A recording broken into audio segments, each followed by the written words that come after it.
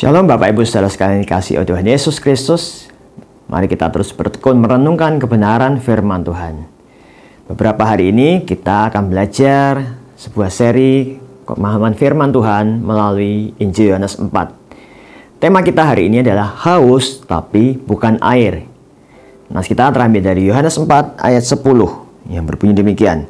Jawab Yesus kepadanya, "Jikalau engkau tahu tentang karunia Allah dan siapakah dia yang berkata kepadamu, berilah aku minum, niscaya engkau telah meminta kepadanya dan ia telah memberikan kepadamu air hidup." Kemarin kita telah melihat bagaimana Yesus mengambil inisiatif dalam memulai percakapan dengan meminta minum dari wanita Samaria, terlepas dari semua hambatan tradisional dan agama yang ada di antara mereka. Tetapi itu tidak cukup hanya untuk memulai percakapan. Yesus segera mengarahkan diskusi mereka kepada kebutuhan rohaninya. Permintaan Yesus untuk minum mengejutkan perempuan itu. Tetapi itu juga menciptakan titik temu di antara mereka. Setiap orang dapat merasakan kehausan fisik dan kebutuhan akan air. Yesus hanya menggunakan pengalaman dasar manusia itu untuk memulai diskusi tentang kebutuhan rohaninya.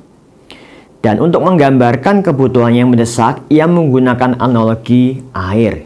Air sangat berharga dan penting bagi kehidupan, dan di dalam dunia perjanjian baru, air tidak mudah diperoleh. Namun, Yesus tidak menawarkan untuk memuaskan dahaga fisik siapapun. Ia memikirkan kebutuhan rohani mereka, dan analogi air memperjelas betapa kuatnya kebutuhan tersebut. Itulah inti dari penginjilan. Kita menemukan titik acuan atau minat yang sama dan memulai percakapan. Mengantisipasi bagaimana kita dapat mengarahkan percakapan itu ke hal-hal yang bernilai kekal.